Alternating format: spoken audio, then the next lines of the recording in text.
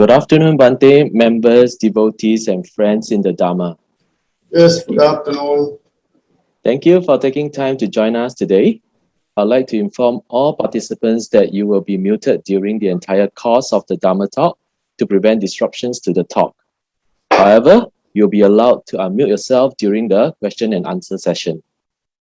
A link has been shared within the Zoom chat for you to type in any questions which you may have during the course of the talk. For those on Facebook, kindly type your questions in the comment sections, and we will consolidate your questions and ask on your behalf during the question and answer session. We thank you for your cooperation. Without further ado, let us begin the Vassāvāsa cultivation by paying homage to the Buddha. Namo tassa bhagavato arahato samma sambuddhassa. Namo tassa bhagavato arahato samma sambuddhassa. Namo tassa bhagavato arahato samma sambuddhassa. Buddhaṃ saranam gacchāmi. Buddhaṃ saranam gacchāmi. Dhammaṃ saranam gacchāmi. Dhammang saranang gacchāmi. Sangham saranam gacchāmi. Sangham saranang gacchāmi. Dutiyampi buddhaṃ saranam gacchāmi. Dutiyampi buddhaṃ saranang gacchāmi. Dutiyampi dhammaṃ saranam gacchāmi. Dutiyampi dhammang saranang gacchāmi. Dutiyampi sangham saranam gacchāmi. Dutiyampi sangham saranang gacchāmi. Tatiyampi buddhaṃ saranam gacchāmi. Tatiyampi buddhaṃ saranang gacchāmi. Tatiyampi dhammaṃ saranam gacchāmi. Tatiyampi buddhaṃ saranang gacchāmi. Tatiyampi sangham saranam gacchāmi. Tatiyampi sangham saranang gacchāmi. Pānātipātā vērmani sikkāpadaṃ samādhiyāmi. Pānātipātā vērmani sikkāpadam samadhiyāmi. Adinādāna vērmani sikkāpadaṃ samādhiyāmi. Adinādāna vērmani sikkāpadam samadhiyāmi. Kāmesu micchācārā vērmani sikkāpadaṃ samādhiyāmi. Kāmesu micchācārā vērmani sikkāpadam samadhiyāmi. Musāvādā vērmani sikkāpadaṃ samādhiyāmi. Musavada Viramani Sikkhapadam Samadhiyami. Rameraya Madhyapamadattana Veramani Sikkhapadam Samadhiyami.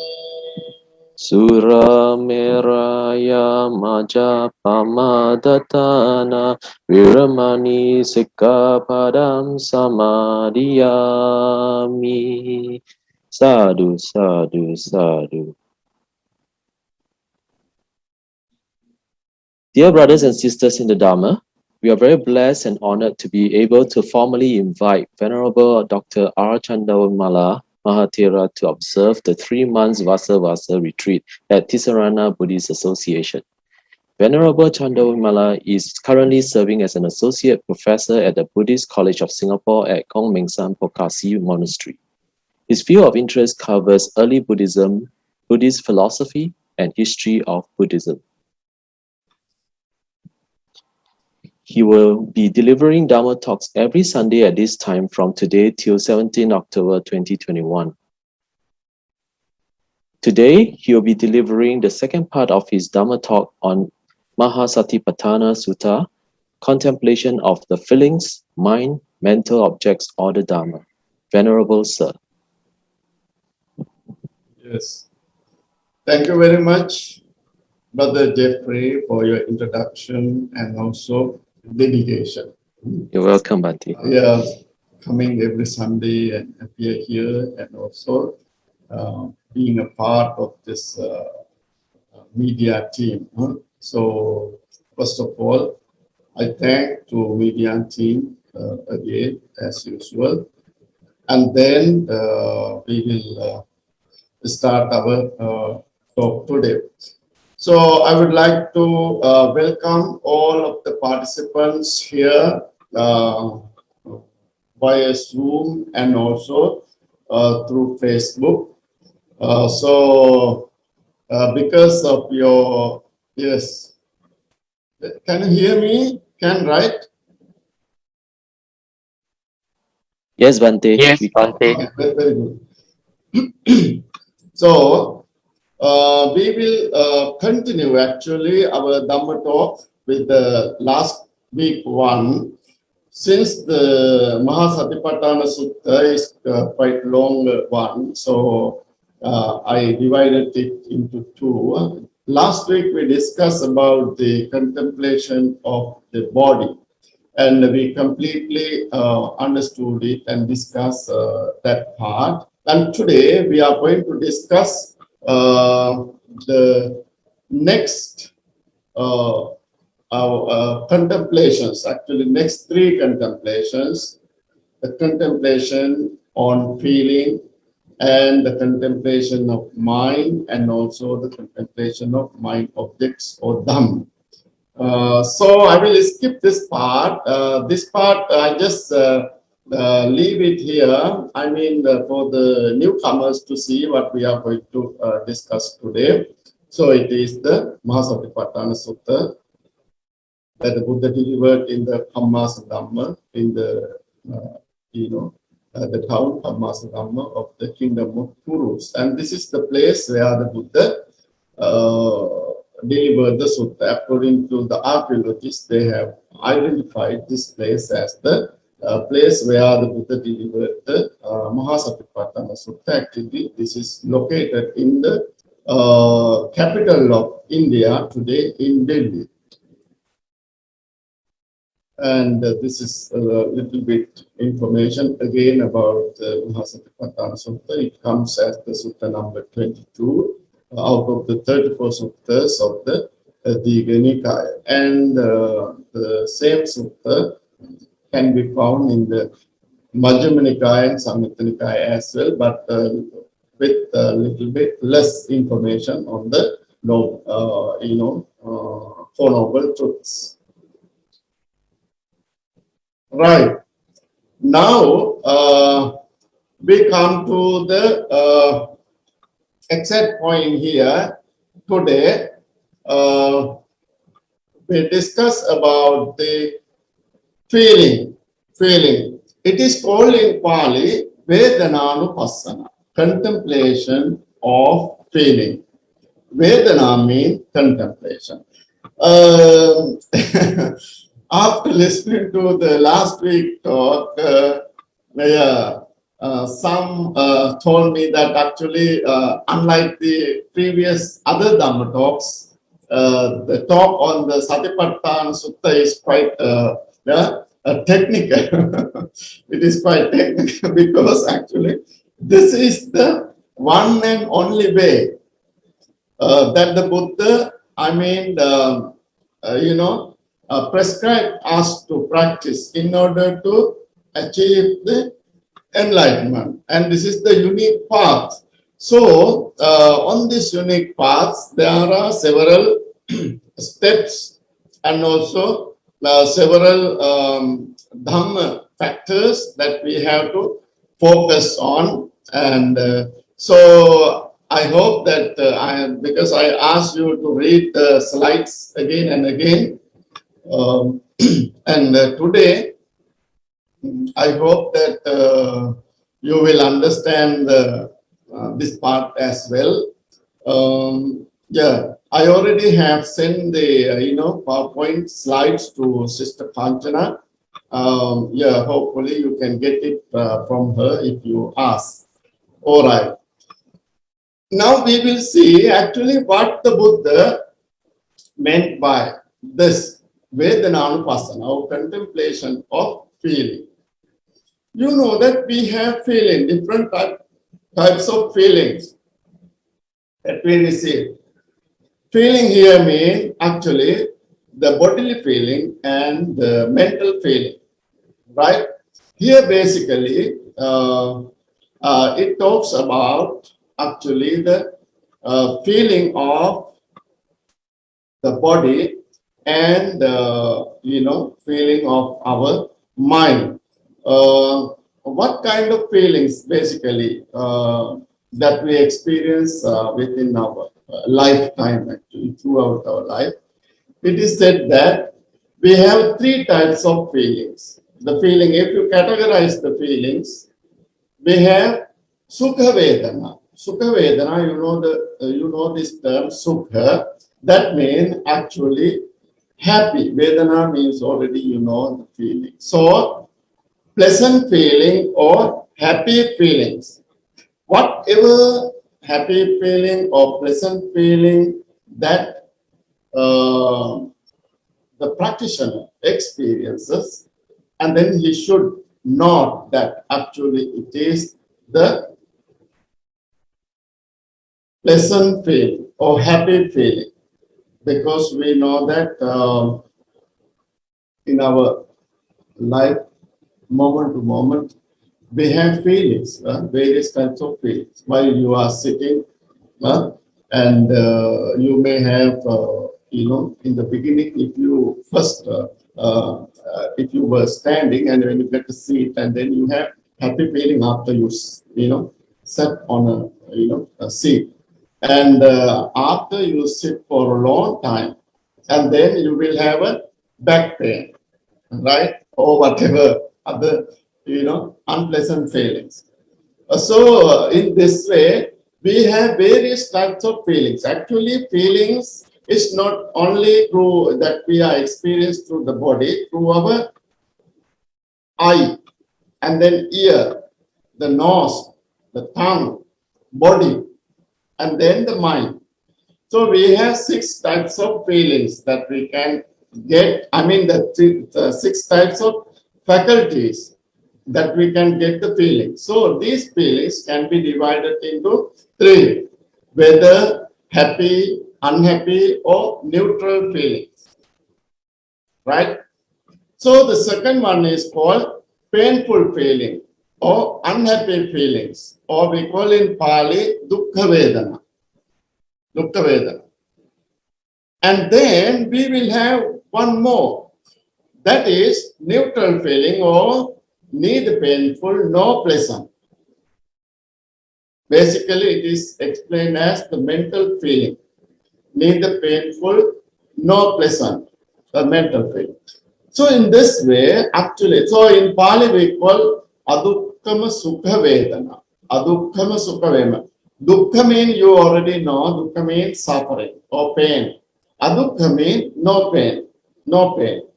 This term comes na dukkha adukkha according to Pali grammar. So adukkama, sukha means happy. That means neither painful, no pleasant. So that is all neutral feeling. So we will have such feeling, right? So in this way, whatever feeling that we are having, actually always we have to, according to the Buddha, try to experience it and try to, get it as the neutral feeling, not being much happier and not being, unhappy, or then you have to take it as a neutral feeling. That is the, the prescribed way that we have to look at these feelings, and that we have to, aware of the feeling. Yeah, we can take a lot of, the examples, if we see a person that we do not like, or that we are having, a bad relationship, or, some people consider that certain people are, they are enemies. Yeah, according to Buddhism, there cannot be enemies. Because we spread love towards each and everyone. Yeah. So maybe certain unpleasant feeling, the people. So, however, whenever we see unpleasant scene, right, unpleasant object, so why we, have that kind of, why we, create that kind of unpleasant feeling within us. So, if you are really aware, right? If you are really aware of the teachings of the Buddha, and you are not supposed to create unpleasant feelings. Understand? So, this is when we go to the next steps, we will understand that how you have to take it as it. Immediately, you have to recognize it. Actually, it is an unpleasant feeling. So, should I have this, or should I continue this unpleasant feeling, or not? Which way that I can get rid of that feeling in order to make it as a neutral feeling. Understand? So we have to, think about it. So he knows worldly feelings as worldly feelings. So now we will go to the, when we go to the next steps. So actually we have some worldly feelings. That means in Pali we call Samisa Vedana, connected with our flesh,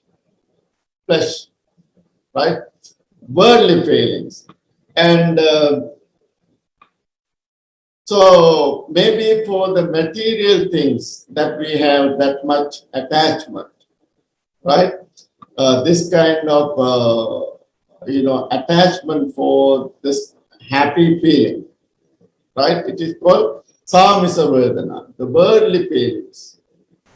And then we have, spiritual feelings. They call it Niramisa Vedana. Niramisa Vedana. So, Samisa Vedana means worldly feeling. Niramisa Vedana means spiritual feelings. For instance, like this, when you listen to the Dhamma, what kind of feelings that you are having, right? Yes, when you listen to the Dhamma, then you become happy after listening to the Dhamma. Or whenever you offer to the Buddha, right? Whenever you participate with meritorious deeds or activities. So you have this spiritual feeling. So it is called Niramisa Vedana. all the other feelings that are connected with the worldly matters, we call it Samisa Vedana, worldly feelings, right? And Niramisa Vedana. Then what the practitioner should do? He recognizes threefold worldly feelings and spiritual feelings as they are. Pleasant, unpleasant, neither pleasant, no unpleasant. So, even these feelings, for instance, Samisa Vedana or worldly feelings, you have pleasant feeling, pleasant worldly feelings, and unpleasant worldly feelings, and neutral or neither pleasant nor unpleasant, worldly feelings, right? Actually, in our life, in day-to-day life, and we most of the time we experience this, and then we will have, we here mean that just in the sutta it refers to the person, the practitioner. But if I use the in common sense, we have these feelings. We will have spiritual feelings and happy spiritual feelings, and then unhappy spiritual feelings, and neither happy, not unhappy, or neither pleasant, no unpleasant, right? So even with the spiritual feelings, it can be happy, unhappy, and neither happy, no not happy, right? So this is how it has been explained in the sutta. The practitioner should aware of actually here the feeling, when the feeling arises within him. So he is aware what kind of feeling I am having at the moment, right? What kind of feeling that I am having at the moment. So this is the most important thing here. So we always have various types of feelings. So we have to recognize those feelings, whether they are, good feelings or bad feelings, whether they are, something like wholesome or unwholesome. If it is unwholesome feeling that we are having, what we should do, we have to, aware of it and then change it into a wholesome or a good feeling. So as a spiritual feeling. So this is what the practitioner should do through his effort. It does not arise itself, as a wholesome one or unwholesome one, and so the person, he should know that what kind of feeling that he should continue, right? He has to note about the nature of the feeling, and then if it is a good one, you will continue. If it is a bad one, you will try to, get rid of that. Now be away from that. So in this way, actually we are not only focusing here the practitioner as the followers of the Dhamma. As the followers of the Dhamma, we too should try to have, pleasant feeling, especially the spiritual feelings. That is what we should have. But however, we don't say that we should not have worldly feelings. Of course, most of the time in our life, we have this worldly feelings, right?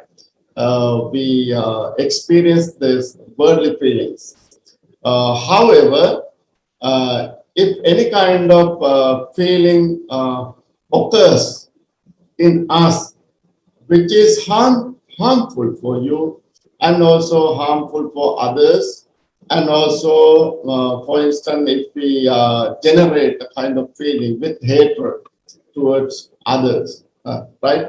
And then we have to understand it, to be aware of that, and then try to be away from that. So it is also a part of this practice, right? Now, when he is aware of whatever feeling that he is having, thus he lives contemplating feelings in feelings internally, or he lives contemplating feelings in feelings. In feeling means feelings as feelings. Whatever feelings that you are having, you have to, understand it. What is that feeling? Internal feeling and external feeling. Or he lives contemplating feelings in feelings internally and externally. He lives contemplating origination factors in feelings. Or he lives contemplating dissolution factors in feelings. Or he lives contemplating origination and dissolution factors in feelings. So this is how the Sutta explains it like this. So actually you should aware of any kind of feelings that you are having. For instance, if you have a pleasant feeling, you have to think what is the reason for, what are the causes for these feelings. If you have bad feelings, what are the causes to have such a bad feeling within you? And then if it is a bad one, you have to, try to away from, try to away from that, the bad feeling. So the dissolution factors, that what kind of things, if you have, instead of hatred, you will have, love or Mettā. And then Mettā will act as a factor to get rid of that feeling, hatred feeling, right? So in this way, the practitioner, he knows what are the factors for having, good feeling or bad feeling like that. But for the neutral feeling, of course, you can keep it like that because you don't have any kind of attachment, or you don't have what you call this, any kind of embarrassment or disgusting about that feeling, right? So if it is a neutral feeling, of course it is fine. But if it is a bad feeling, right, hateful one, or any kind of deluded feeling, because of our delusion, we create so many thoughts. Actually, because of those thoughts, we will have, kind of bad feelings towards a lot of things, or a lot of people, or whatever. So here, it is very important. The practitioner actually, he knows what are the causes for having the feelings, and what are the causes to, dissolution of this feeling, in order to get rid from that, to stop it. So he should know the origination of the feeling, and also actually dissolution of the feeling, or what are the factors that, cause for arising of this. And after cutting down of those factors, and that feeling will go away, basically, for the bad feeling, or the feeling which is connected with, desire, hatred, and delusion. Okay, he is mindful that feeling exists for the purpose of getting knowledge and being mindful. So this is a very important idea. Last time you remember when we discussed about the contemplation of body. This body is for what? to get the knowledge and to be mindful, right? Getting knowledge and awareness. This is why, according to the practitioner, he thinks that this body is for that. In the same way, actually, we have the feeling, but the practitioner thinks that I experience the feeling for what? In order to get the knowledge of the Dhamma and also to be aware. So what kind of feeling actually then he should expect? He should expect to have a neutral feeling,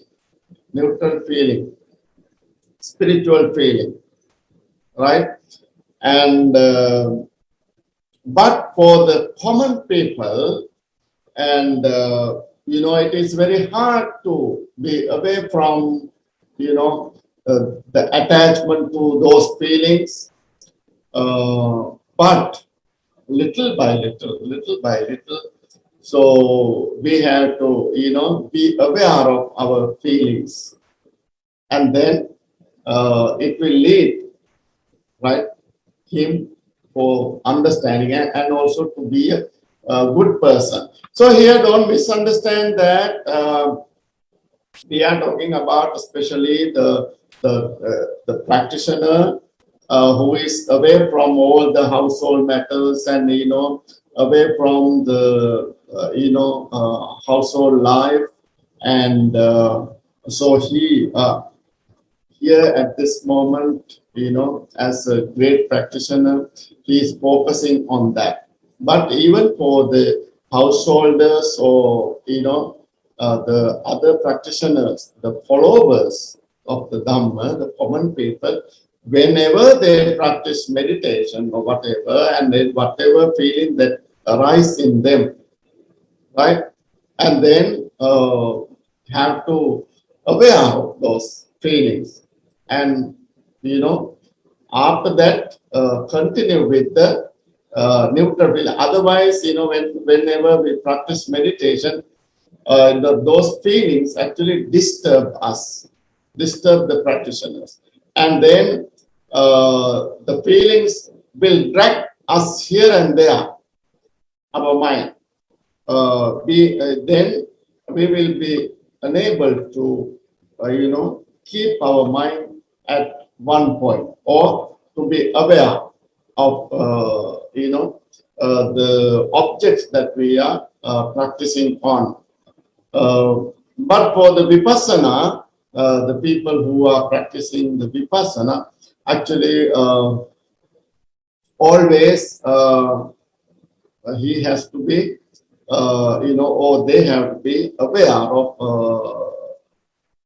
the working of their mind, and then he has to continue with his practice. For the samatha person, he has to aware of that thought, the wandering mind and so on, and bring back it to the object on which that you are focusing on. All right, now when we go for the next contemplation of mind, that means step number 3. This one is actually again recognizing the status of mind, actually different states of the mind. For instance, whatever thought arises in you, you have to be aware of that thought. Here we have, different type of thoughts explained. Now we will see the first one. He knows the mind with craving as the mind with craving, right? The practitioner, when he is having a thought which is having craving, or if he is having a lustful thought, saraga chitta, he should know that actually at the moment I am having the lustful thoughts, right? Mind with craving or attachment, desire. So then he has to consider because of what reasons that I am having this, the thought, this unwholesome thought. What is the reason? And then he has to recognize it and the causes, and then try to be away from that. And then whenever the practitioner, if he is having a mind or chitta without craving or attachment or desire, we call it in Pali Vitaraga. That means no raga, no attachment, no lust. It is not a lustful thought. It is free from lust, right? And then you understand it. You actually are aware of that thought. Here it basically explains the nature of the thought. You recognize the nature of the thought. And in case if the practitioner is having a thought or a mind with hatred, that is called sadosa chitta, with hatred. And then he recognizes it as a sadosa chitta or a chitta with hatred. And if he has a mind with vita dosa or without hatred, and then he recognizes. In this way, actually, whatever thought arises in the practitioner, he is aware of his thought. He is aware of his thought. That means every time he is aware of whatever thought arises in him. If it is a harmful thought, he will try to get rid of that. If it is a wholesome thought, he will try to continue it, right? So the mind with ignorance. And the next one is the mind without hatred. If the mind is without hatred, and then he will know that. And the other one is when the mind is with ignorance, we call it in Pali samoha chitta, he recognizes it. And with the mind, when the mind is without ignorance, and then he recognizes it. So we call it vita moha chitta. And when the mind is shrunken state of, if it is in a state of shrunken mind. So this one has been explained as, the mind is shrunken or it is, disturbed by the defilements, right? It was sankhitta chitta. With the sanskaras or the various mental formations, unwholesome mental formation, when the mind is shrunken. So it is called sankhitta chitta. And then when the mind is distracted, distracted again with the various thoughts, bad thoughts, it is called vikitta chitta. So shrunken mind and then distracted mind. So the next one is when the mind is developed. That means as a practitioner, you practice meditation and you develop your mind. So now at this level, he knows it as his developed mind. So according to the commentary, actually this development is not completely develop his mind until the nirvana. But he is experiencing jhanic status. So he experienced the jhana. So actually, in order to experience jhana, the practitioner should have developed his mind up to a higher level, right? So it is called Mahagata Chitta. Mahagata Chitta means the developed mind. Amahagata Chitta, and he understands or he is aware that actually his mind is not developed, it is undeveloped. Then what he should do? He has to develop it. Actually, for instance, now he knows that his mind is not the level of jhanic status. He has to, continue his practice, and then he should develop his mind. Not exactly expecting jhanas. Actually, that is not the Buddhist way. Anyhow, jhana is kind of the result that you experience within this practice. So he understands that actually his mind is not that much developed. So he should continue the practice. So in this way, whatever thought or mind that you are having, whether it is the lustful mind or, a mind with desire or attachment or, craving, he should know it. That's the first one. And the mind is without craving or attachment or whatever, that is the second one. And then the mind with hatred and mind without hatred, and then the mind with ignorance and mind without ignorance, and then the shrunken mind with various type of bad defilements, and then the distracted mind with various bad defilements, and then the developed mind and undeveloped mind, right?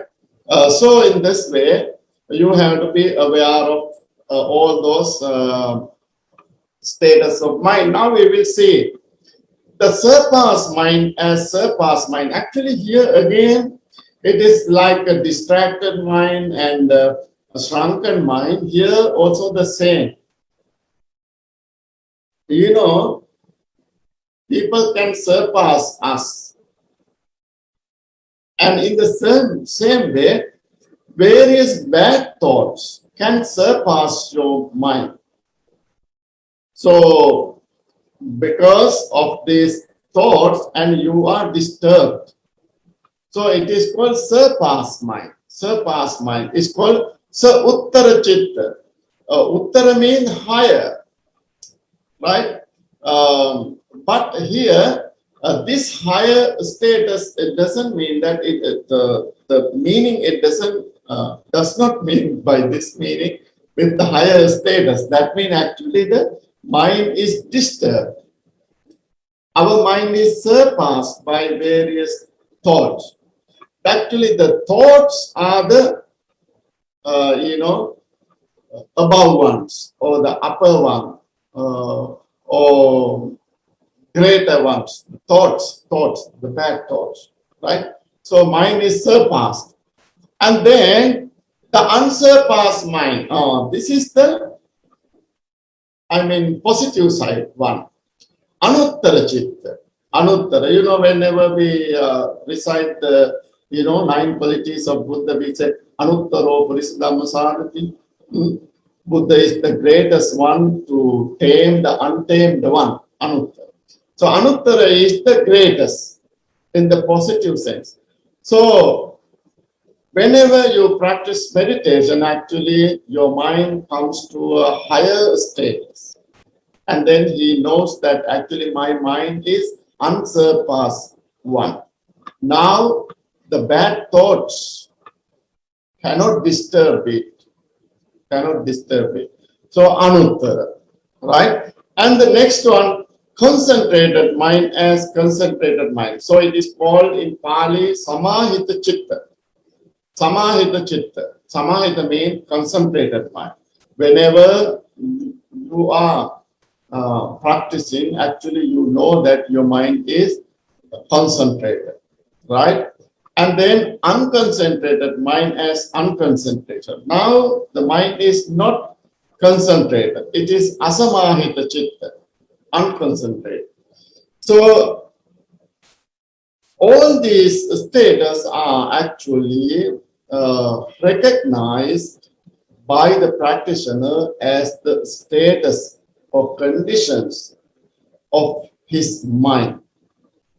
And then the next one, the liberated mind as liberated mind. We call vimutta chitta. And then unliberated mind as unliberated mind. So it is called avimutta chitta. Here also, vimutta is not related to actually the free from all the defilement. This is also the higher status, like a jhanika status, right? Vimutta chitta. So his mind is in a higher status at this moment. So certain, status look a little bit same, but whatever thought that the practitioner is having, he always knows the status of his mind. Because why? The mind is the most important thing, right? Actually, we are training the mind. And so we have to be aware of our mind. And then bring our mind here as a factor to continue, as the most important factor to continue our practice. So he knows that he lives in the present and he knows that this mind is for getting knowledge and awareness. Understand? Yeah. So our mind is for what? It is not for, thinking about various other things, but this mind is to getting knowledge and also awareness. So this thing can be applied for the other things as well, not only for the Dhamma, right? Today, many people are using their, knowledge or their mind, the thinking ability to do a lot of bad things, right? For instance, making, computer viruses, attacking the whole world. It can be done. So they do not know that they are using their knowledge for, bad thing. But it says that mind is for getting knowledge, not to do any harm or whatever, for the purpose of doing good, and also to be aware. For instance, for a student, in the case of a student, and he should know that actually this mind is for him to getting knowledge at the school, in the class, and also to be aware. So that is why the recognition of the mind is very important. So if anyone is aware of his mind, and then actually he can be away from letting this mind into to do bad things. We can bring this mind into a good status and without letting it to fall in the bad thoughts, right? Okay. Now we will go to the last one. Last one, the contemplation of Dhamma, or all mental objects. Now, so far we discussed about the contemplation on feeling and the contemplation on mind, and now this is the third one, contemplation of mind object. If you take including the contemplation of body, and this is the fourth one or the last one. Now here actually I have summarized the things because there are a lot of information. Basically, last time also when I just gave the information on the contemplation of body in my introduction, the last week I told you here the mental objects means actually the Dhamma, various types of Dhamma, the teachings, teachings on these things. The first category is called five hindrances. Five hindrances. We call in Pali Panchanivarana. I forgot to add the Pali term here. Panchanivarana, right? Panchanivarana, hindrances. Actually, these hindrances cover our mind from the good things. without letting our mind to do good things, right? So that is why they are called hindrances, right? So the first one is called sensual desire. We have desire for lots of things, desire. And then we will have ill will, and then sloth and torpor, restlessness, and then worry and flurry. The restlessness is also called worry and flurry. And then the last one is doubt, right? So in this way, these five hindrances actually block us doing good things. Actually, they are blockages, block us. And they are like the walls. So, and then they do not let us to go through, right? So that is why they are called hindrances. For instance, sensual desire. We have a lot of desire, and this desire actually does not allow us to do good things. And in the same way, we have ill will. The ill will is very, problematic thing.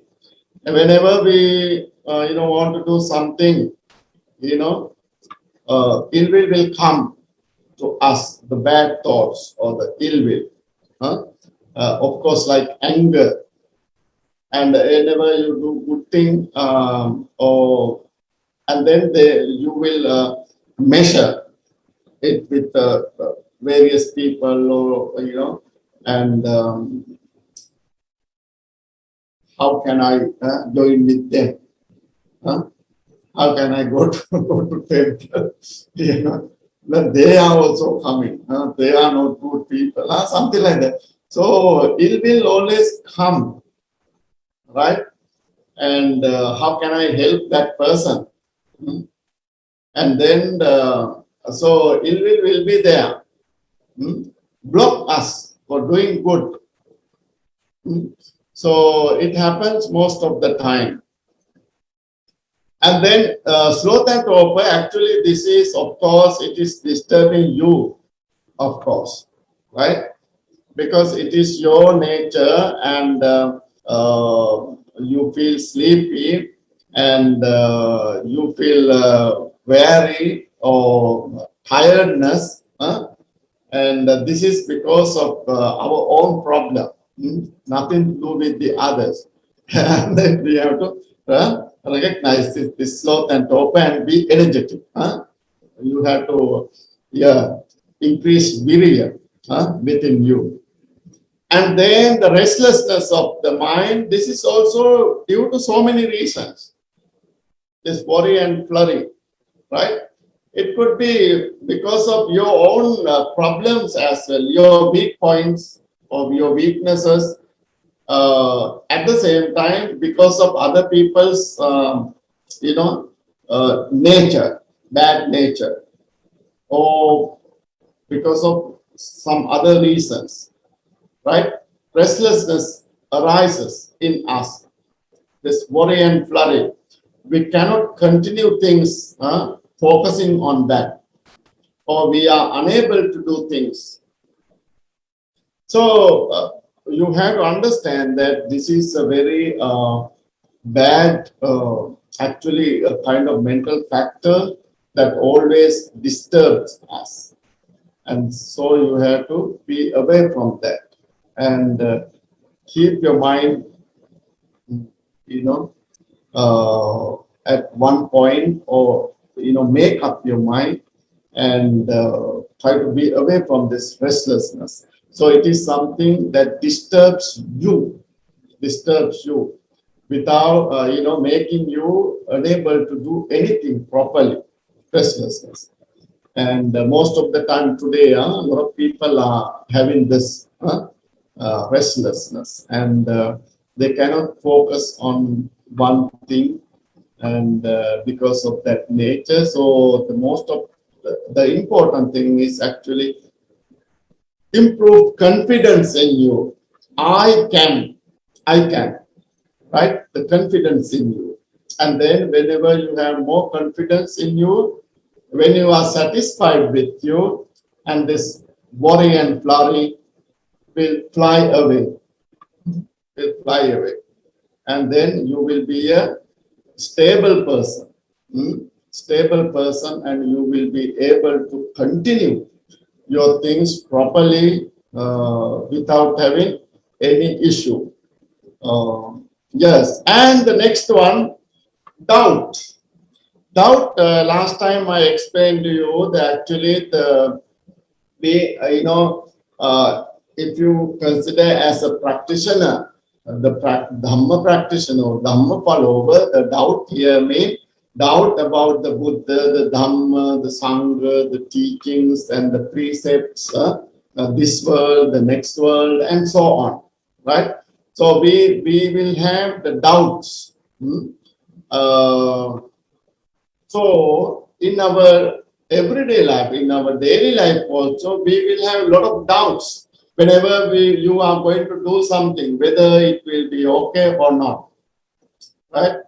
Whenever you are, thought to have this online Dhamma talks or these activities, whether they will be successful or not, and like that. So the doubts actually are not good, but of course wisely you have to think that is not the doubt. But most of the time, you have doubts, and maybe it's a kind of negative. It's a kind of negative feeling, the doubts. So you have to cut all the doubts actually, and then you can do things properly, and don't have these negative thoughts of doubt. So, however, as the practitioner, whenever we follow the Dhamma, especially this doubt is also a kind of hindrance for us. It's a fetter. You talk about the 10 fetters, and when someone attains the sotapanna level, the stream winner level, he will cut down the doubts about the Buddha, Dhamma, and Sangha, and all that, right? And then you follow the teachings of the Buddha. So doubt is something that blocks you to continue your good paths or your good activities or the things. So in terms of practicing the Dhamma, in the practice of Dhamma, actually, doubt is a barrier for us. You have to, remove this barrier, and then you can realize the truth or the Dhamma, and you can practice properly. So these are 5 hindrances, actually 5 blocks, building blocks, something like that. It is building negative thoughts in you or making you an unsuccessful person. So in order to be a successful person, you break up all these, the hindrances, the building blocks of, unsuccess. Okay, when each and every hindrance arises in his mind, he is aware of them. When his mind is free from them, he is aware of it or them. When unarisen hindrance arises, he is aware of it. When abandonment of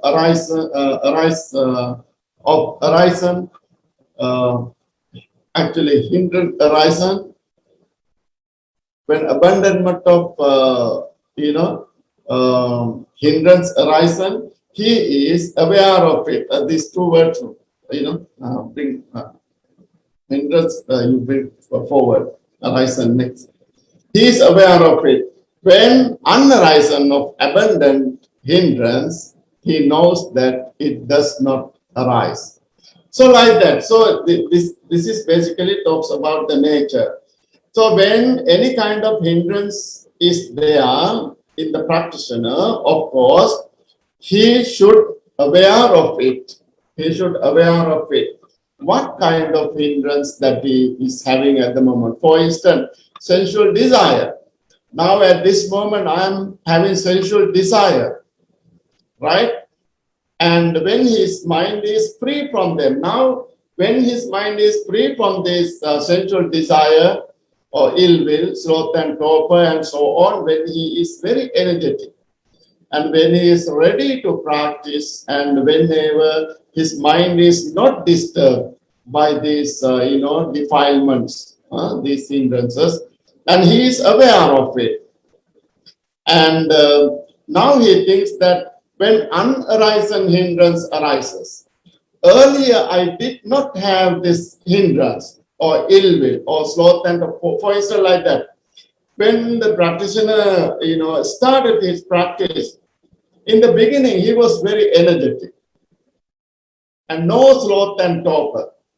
But when he continues after 1 week or 2 weeks, something like that, he thinks, oh my goodness, it's very lazy. I cannot continue the practice like that. So earlier, any kind of this hindrances may, would not have been disturbed him. But now they come and disturb him. For instance, sloth and torpor or restlessness or doubts. He may have doubts whether I will experience good result after practicing or not, like that. So in this way, unarisen hindrances may arise. At that time, he should be aware of that. And also, when abundant of arisen hindrance arisen, he is aware of it. Now actually, through your practice, with your awareness, you be away from, or you are free from hindrances. Now you know that I have abandoned this hindrance or these 5 hindrances. And this is good. And then he should, when unarisen, abundant hindrances, he knows that it does not arise. Now at this level, he is very confident. Hindrances do not arise in him. Earlier, even unarisen hindrances came to him and disturbed him. And then he, continued practice after recognizing them, and he could, be away from the hindrances. Now he is in a state that no arisals. He is free from arisals, free from hindrances, and then he is aware of that. So here, it doesn't mean that you have to practice step by step by step. No, what it explained here actually, always aware what is going on with your mind. What is going on with your mind? Whatever hindrance is there, he is aware of it. If it is there, if it is not there, if something new comes, or if you cut down one, and now if you have confidence, if you are aware that actually no hindrances in you, so you are aware of that. Otherwise, if this is now I'm going to check whether I have ill will or not. Not like that. At the next step, I'm going to check this. No, actually, he is aware of his, the mind, whether it is disturbed with these things or not. All right. Now we will go to contemplation of 5. Here actually aggregates. I'm sorry here, not hindrances. So Sister Kanchana can correct it whenever you send it to the others. Yeah. Contemplation of 5 aggregates. 5 aggregates, not hindrances. Sorry.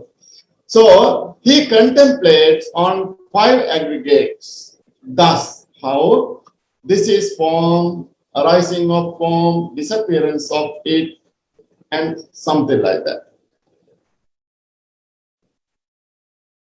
Here also not if, it is of.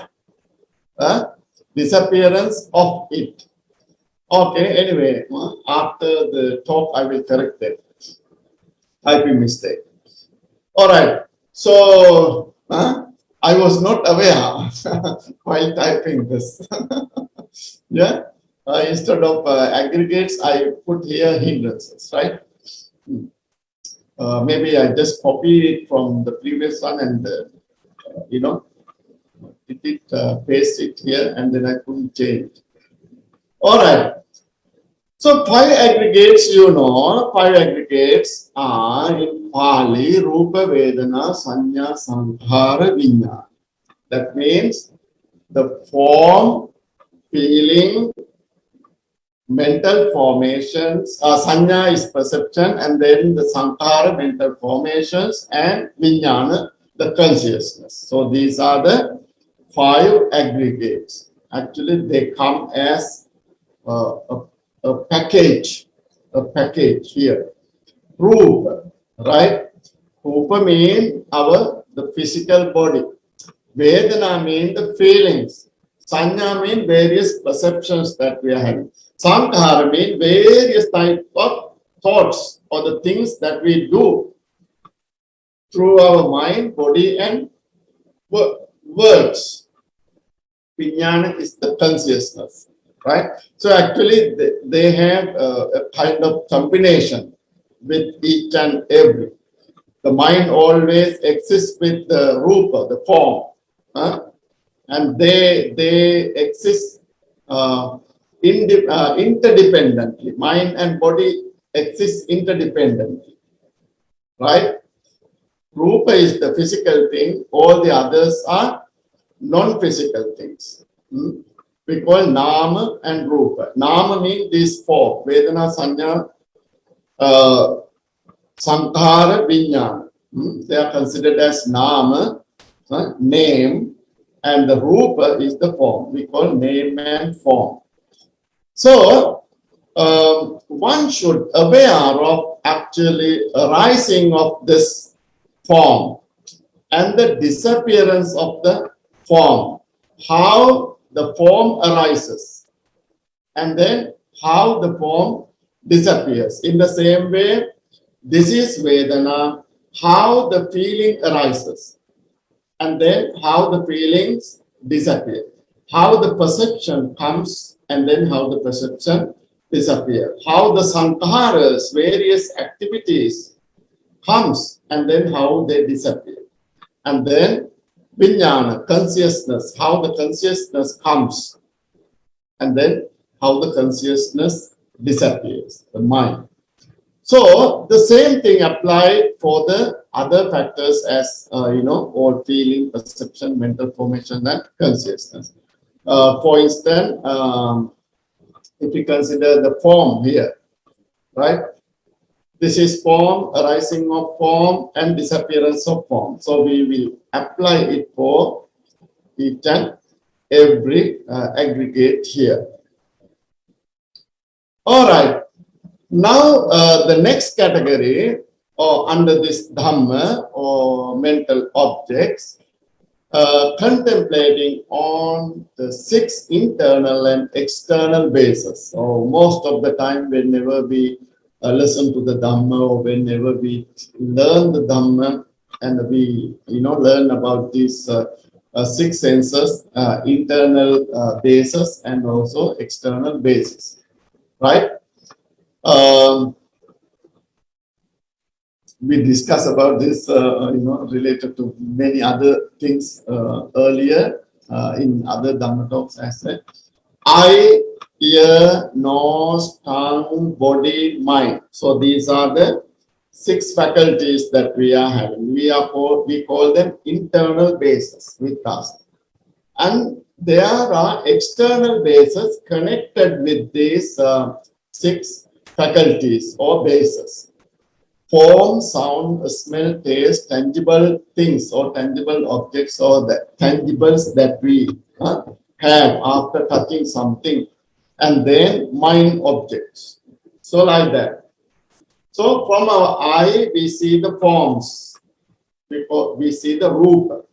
And from our ear, we have the sound. Actually, we hear the sound. That means we call Sabbe. And then from our nose, we feel the smell, or we smell, and that is Gandha. And then from our tongue, we feel the taste, that is called Rasa. And then from our body, we have, tangibles, or we have the physical touch, So that is called Pottabba in Pali. And then in the mind, and then actually we have mind objects. So in this way, that is Dhamma. So in this way, actually, we experience various things, external world, through our internal senses. So the one who is practicing, actually, he knows these internal and external bases, fetters arising dependent on them. That is the important factor here. Because when we see a form, and then if it is a disgusting one, we have bad feelings or hatred feelings towards it, or him or her or whatever, right? So then we should understand what kind of bad thoughts occur in me because of that. So why I have this? Maybe I, reject it. I don't like it. And I hate it. And then these are the fetters actually arises in us because of this external thing. Sometimes whenever we hear some unpleasant sound, very disturbing the ear, immediately anger rises in us. Because of that sound, we have this. So actually, you have to think that why this sound comes. Maybe somebody who is not very much aware of the others, he makes this unpleasant sound, disturbing sound. This is because of his ignorance.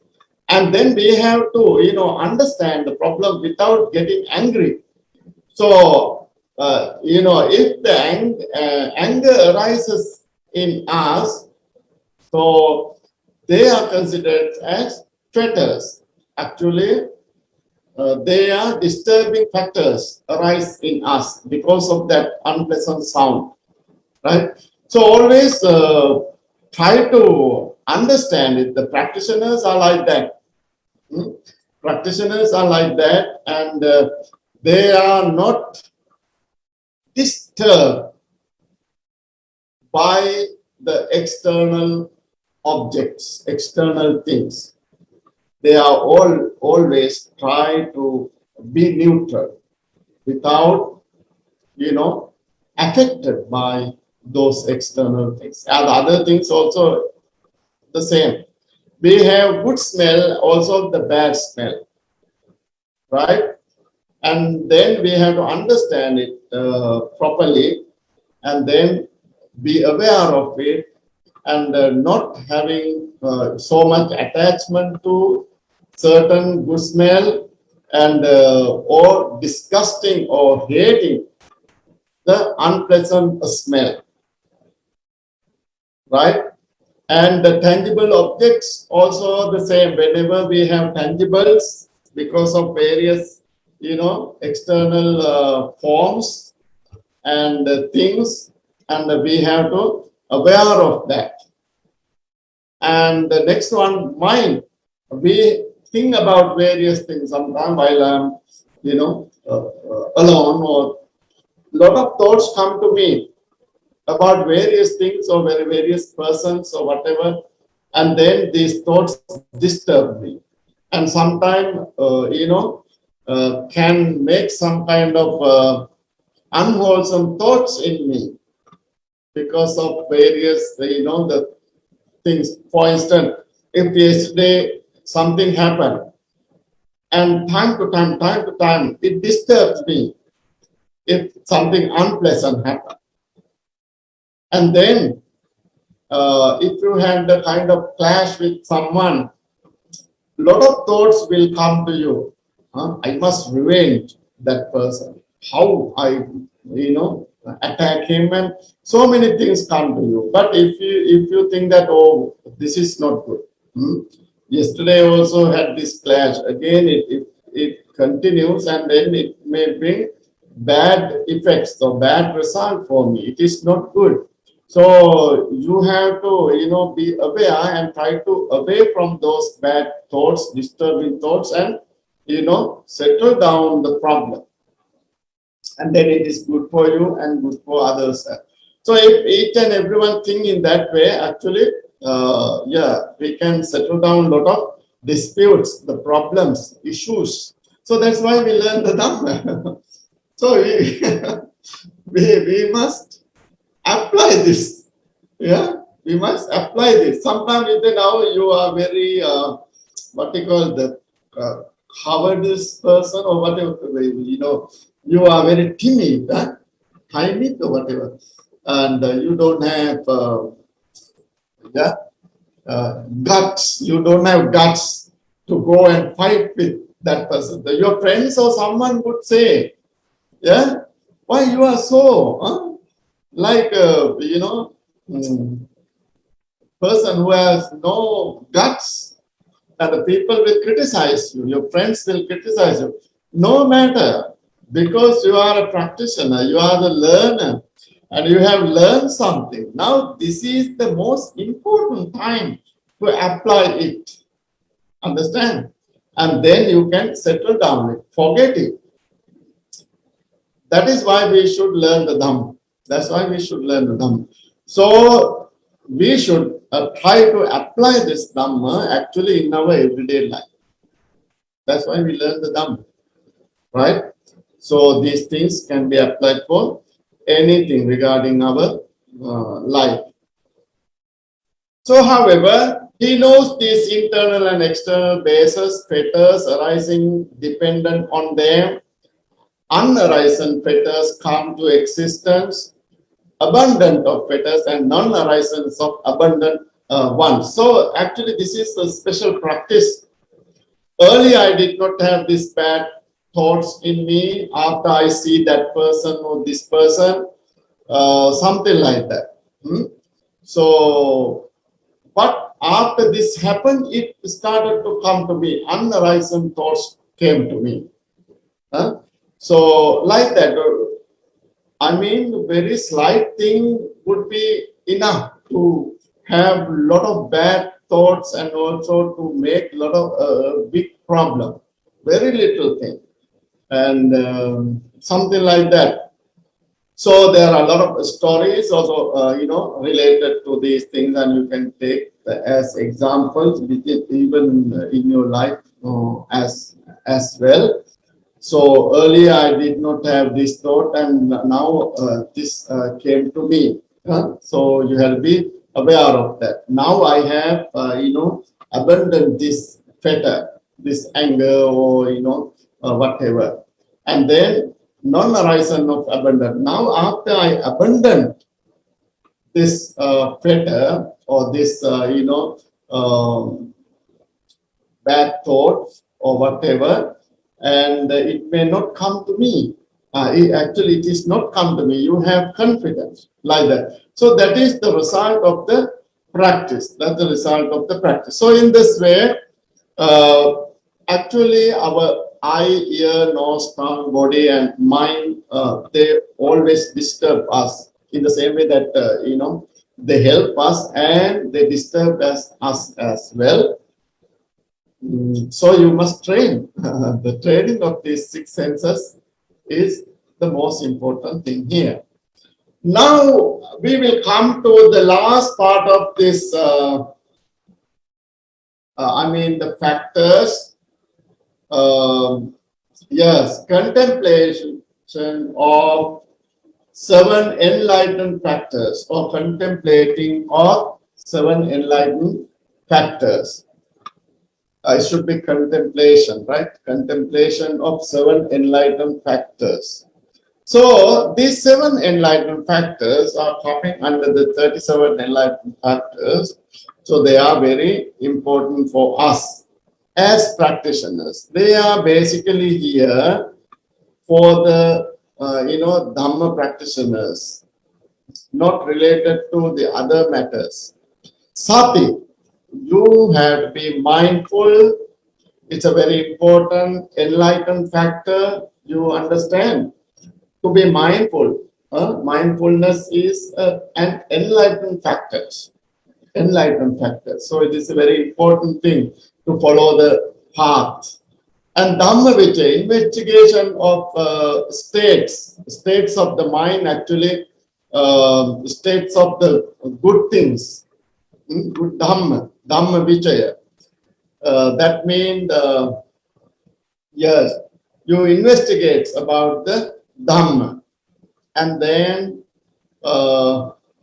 Virya, energy, and then Piti, delight, Passaddhi, tranquility of mind, Samadhi, concentration, Upekka, equanimity. Actually, when these 7 factors come together, they make a very stable person with what we call the concentrated mind, so he can follow the paths properly. So you have equanimity, you have concentration, tranquility, delight in the Dhamma, and also you have energy to practice, you investigate into the Dhamma, and then you are mindful.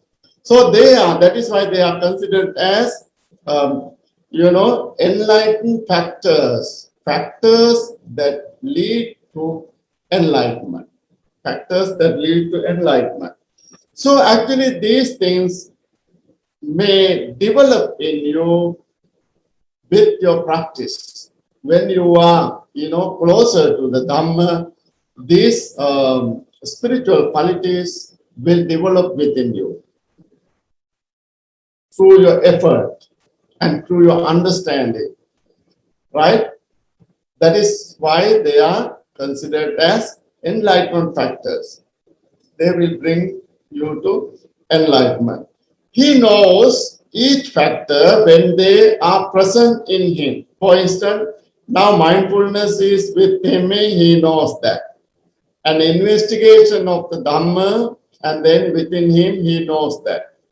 Energy is within him, he knows that, like that. And when they are not within him, if he is not mindful, he knows. And then he tries to get the mindful, develop the mindful, right?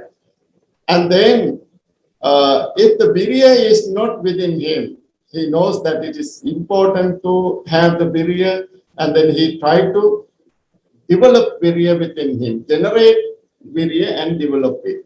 All the other qualities are also the same. Unarisen, one comes to arise. Now, unarisen factor comes to him, right? So he has to be aware of it.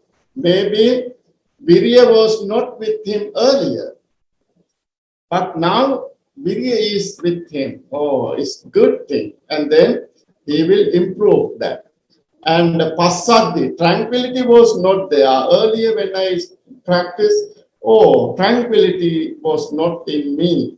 But now, yes, tranquility comes to me. And then, he understands it. And develop enlightenment factor comes in him. So after that, he developed them. So these are all connected with the, development of these wholesome. Actually, they are, of course, like a wholesome factors.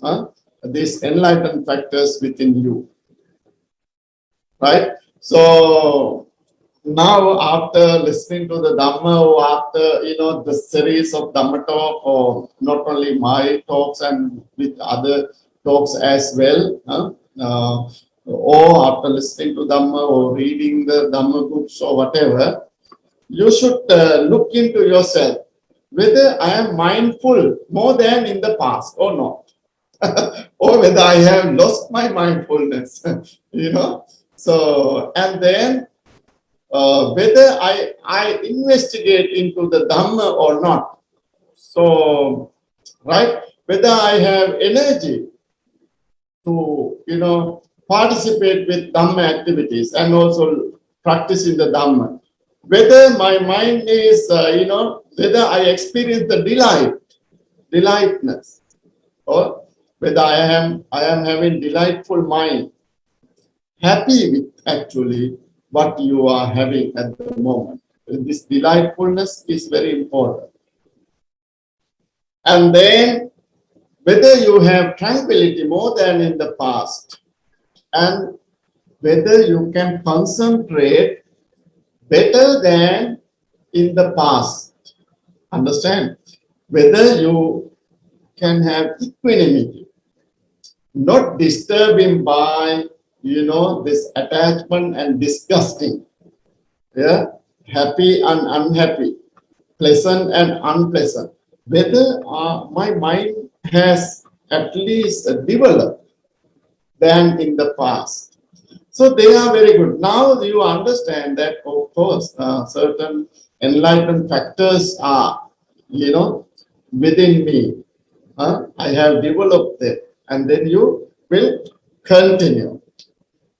Okay, now actually the last thing here, the Four Noble Truths. Four Noble Truths we discussed earlier when I explained, the topic Dhamma-Cakkappavattana Sutta. When we have this topic, Dhamma-Cakkappavattana Sutta, we discuss about the Four Noble Truths.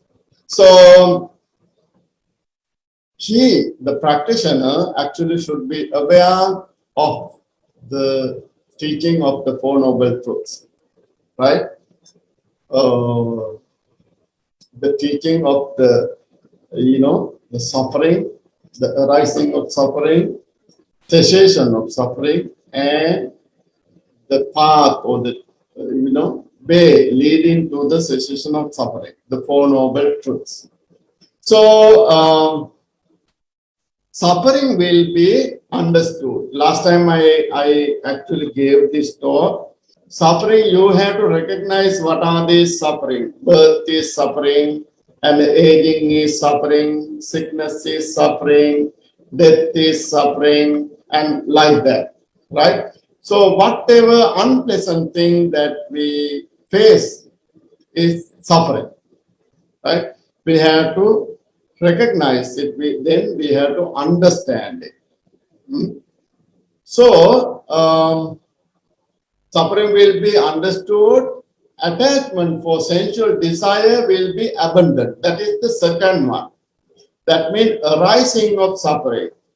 So arising of suffering is basically due to craving. So the craving basically for us, actually it's a disturbing factor. We develop desire for a lot of things. So not only, for our samsara, even for our everyday life, we have this craving for the sensual desire, the sensual things, and then to becoming, and also for non-becoming, if you think in the Buddhist perspective. But however, in this part, it explained that actually various sensual desires are there, then you have to be away from that, be away from craving or attachment. And then the next one, liberated from detachment. In the third one, we call the cessation of suffering, right? So that means we try to be away from the attachment now because of your detachment, not attaching to the things. Actually, you have free from that. You have free. You are away from that. You are free from that because of that detachment or not being attachment to the things. And develop the Noble Eightfold Path is the last one, the last Noble Truth. So in this way, yeah, you practice the Four Noble Truths, and then the whole practice will be completed, according to the step by step. So, however, it doesn't mention by step you have to practice it, but there must be the teaching order of teaching, putting them here and there. But there is no order.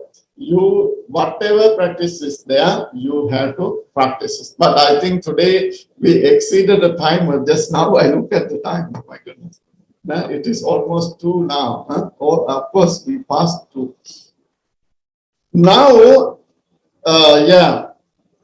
this is the most important thing here. Actually, after explaining the Mahāsatipaṭṭhāna Sutta, 4 foundations of mindfulness, Buddha guaranteed the result. This is very beautiful, because you know that Buddha mentioned that in the beginning, monks, there is only one path, one and only path for you to get rid of this suffering, right? Unhappiness, dukkha domanassa. And after explaining this, and then the Buddha said that you will get the result after practicing this. That is very important. After practice of 4 foundations of mindfulness for 7 years, at least here Buddha started in the longer time. 7 years, one may expect one of 2 results. There are 2 results that you can expect. What? The arahantship or the non-returner level, the 3rd level of the sainthood. Right? So Buddha mentioned that if someone practices for 7 years, this, the 4 foundation of mindfulness, he can either attain the arahantship or non-returner level. So it is guaranteed. He didn't say that Sotapanna Sakadagami, he explained about the higher status, non-returner level or arahantship. And then he reduced the time period. It would be 7 years, 5 years, 4, 3, 1, or at least 7 months, 6 months, 5, 4, 2, 1 month, or half a month, or at least 1 week. 1 week. If anyone practice it formally, and then they will experience the result. Because for the vigorous practitioners, very dedicated practitioners, they may experience it, the result. They may attain arahantship within 1 week, or can attain non-returner level within 1 week, or 2 weeks, that means half a month, or month, 2 months, 3 months, 4 months, 5 months, 6 months, 7 months, or 1 year, 2 years, 3 years, up to 7 years. So this is, we don't find this kind of explanation in any other place, any other suttas, only in the Mahāsatipaṭṭhāna. Buddha guarantee, monks, this is the way and this is the path to attain enlightenment. I guarantee it here. If you practice it properly, one may attain arahantship even within one week time. Right? So, this is the actually a kind of brief explanation about the 4 foundations of mindfulness. Today we spend time for these 3 mindfulnesses. Contemplation of feeling, contemplation of mind, and contemplation of mental objects. Last week we discussed about the contemplation of body. Today after this talk, I have Sādhu, Sādhu, Sādhu for you. That means, of course, if anyone practices it, of course, one can experience the result. So altogether, yeah, we should try for it. And whatever meditation is there that we discuss within this, 4 foundations of mindfulness, there is no order for you to practice. You can start with any. And if you practice the breathing in and breathing out, of course it is. And all the other things, you can apply it in our everyday life as well, in order to make our life meaningful and also happy, and also to do our things properly and to be better person, better ones. Understand? Okay, thank you very much. And today we exceeded the time. So maybe no questions today. And we will have questions for another day. What do you think about this, Brother Jeffrey? Actually, there are about 8 questions, but what we can do is maybe we want to do 3 first, and then the rest we probably find a way to answer next week. I mean, if they can continue being online. Okay, all right. Okay, thank you, Bhante. So maybe we go to the first question. This is from Sister Ailing. Bhante, the Pali word for neutral feeling is adukkha masukha vedana. Does the Pali word karma here relate to the action of the adukkha and sukha feeling? Oh no, yeah. Adukkha, ma here means actually it is the with dukkha, but here adukkha, right? No dukkha, dukkha ma, right? It is not with the karma here related to action of dukkha or whatever. No. Here the spellings are also different, right? Whenever you write dukkha, actually H is there. D-U-K-K-H-A, right? Dukkha, right? So when you write the word kamma, kamma, K-A-M-M-A, not H, the action, kamma. So there is nothing to do with kamma here. Actually, it is because of the language, the Pali language, that is something which is not having happiness or the pleasant and unhappiness. That is the meaning. Yeah. Adukkama here means, that means not having dukkha here. And then sukha. And whenever you add the word sukha, that means happiness. That means not having happiness and not having suffering or pain and happiness. And Vedana means already, you know the word, that is feeling. That means the feeling which is devoid from pain and happiness. That is it. Yeah. So nothing to do with the karma, the action. Understand? Yes. Oh, thank you very much. So thank you, Bhante. That way, yes. But spellings are different actually. Karma means K-A-M-M-A without H. Yes. Okay, next question.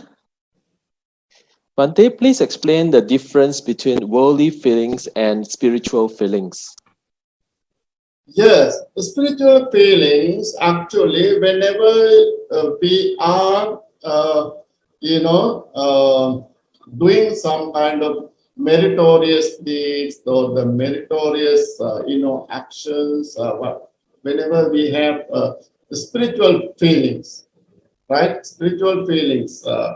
Whenever we offer to the Buddha, we have that happiness. That happiness is not, worldly happiness. Yeah, whenever we eat, we have worldly happiness, right? Or whenever we have, if a boyfriend meets girlfriend, when they see each other, oh, that happiness is the sensual happiness. Understand? So that's a worldly happiness. But whenever we see the Buddha, that's a spiritual happiness. Right? So that is depending on the mentality. Spiritual happiness and the worldly happiness. So please explain the difference between these worldly feelings and spiritual. That is the difference. Actually. Yeah? Thank you, Bhante. Okay, next question. Yes. Dear Bhante, for a person who wishes to reduce the 5 hindrances, are there any systematic steps that the person may follow? 5 hindrances. Of course, not exactly the kind of a systematic way, but hindrances, of course, we have to understand about the nature of our mind and how they affect us. So, for instance, the first one is sensual desire, kama chanda, right? So, whenever,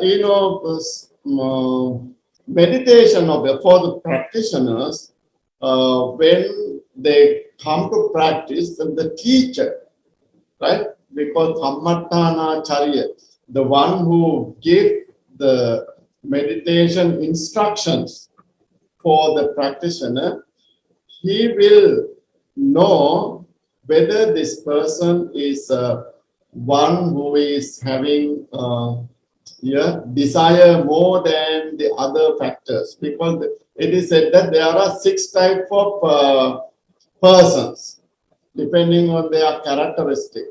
We call raga charita, dosa charita, moha charita, vitakka charita, and so on. The person having more lustful characteristics, the person who is having more hatred as the more predominant characteristic in him, right? Or whether he is having more delusion, whether he is a deluded character, and then whether he is a faithful character, whether he is a wise character, wisdom, buddhi charita, and whether he is a vitakka charita, we call ruminative character.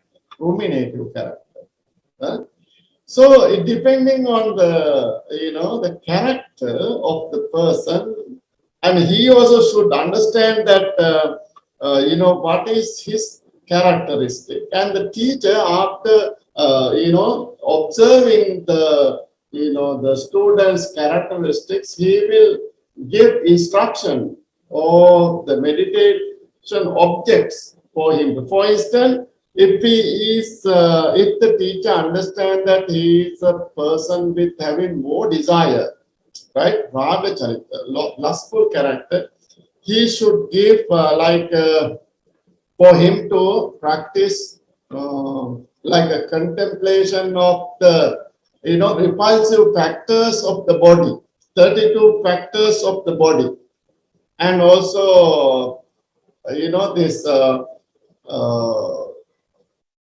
different status of the body, the dead body. The last time we discussed about that. So it's the repulsive status of the body, because, and then he will understand that actually, my body is also like that. I have so much desire, the attachment, and all those lustful thoughts or whatever, and then he can actually reduce these characteristics in him after realizing the true nature of the body. In the same way, if a person is very agitated and if he is very hateful, so the teacher would prescribe a loving kindness meditation for him as an object of meditation, as the object of meditation. Understand? Like that. Or otherwise, qualities of the Buddha, right? Or 4 sublime qualities. So, it depending on the situation of the person, actually the things would be workable or will be more successful. So in the same way, if we have certain characteristic within us, these hindrances, actually, if you are with a lot of hateful mind, better you recognize the importance of spreading love, loving kindness, having friendship with the others, like that. And this is the way that we have to do. And yeah, of course, it is a kind of systematic way, right? Yeah. Yes, So you will understand the weak point, and then you have the antidote to it to attack that. Yeah. Right. Thank you, Bhante. Yes. Maybe for the rest of the questions, we'll try to consolidate them, and if you can, then the next time you can probably share it with us again. We will now close the questions and answer session and proceed on to transferring merits. Okay. Thank you very much, dear friends. So we have accumulated a lot of merits now. At this moment, we transfer merit for the departed ones. Think about all the departed ones who have passed away, and may they be happy with this merit. May they get all the spiritual benefits for their samsaric journey. Finally, may all of them attain the ultimate bliss of nirvana. Say sadhu, sadhu, sadhu. Sadhu, sadhu, sadhu. And by the power of the merit that you have acquired today, and also within this, series of talk, and with all the other meritorious deeds, may all of you, including Bhantes and Ti-Sarana people, committee, management committee, and members, the devotees, and the well-wishers, and everyone. May all of you be well and happy. May you be blessed with good health, happiness, longevity, and prosperity. Whatever you wish and aspire, may all your wishes and aspirations come true. And may all of you attain the bliss of nirvana. Say sadhu. Sadhu, sadhu, sadhu. Now we are going to transfer merit for all the divine beings. May all the divine beings and the bodhisattvas rejoice in this merit. And may they shower upon blessings towards you, your family members, and so on. May the divine beings and bodhisattvas attain the bliss of nirvana. Sadhu, sadhu, sadhu. Please recite the stanza.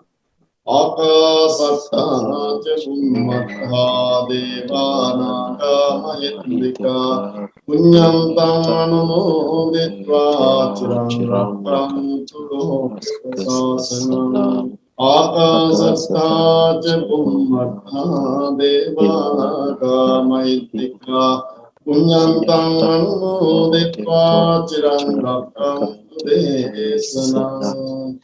Akasatā ca bhummatthā devānāga mahindika punyam tam anumoditva chiram rakkantu param. Sadhu, sadhu, sadhu. Yeah. Thank you very much for our media team, and because of your effort, and we are doing this. All these things. Thank you, Bhante. Yeah, so your dedication is wonderful. Okay. Sadhu, sadhu, sadhu. See you then bye. Yeah. Yes. Do stay tuned with to our Ti-Sarana SG Facebook page for more information on the coming Saturday Sutta meditation series by Sister Dr. Nguyen Yen and Bhante's next Dhamma talk on next Sunday. We hope to see all of you again. Stay safe and have a great day. Thank you, Bhante. Thank you. See you then.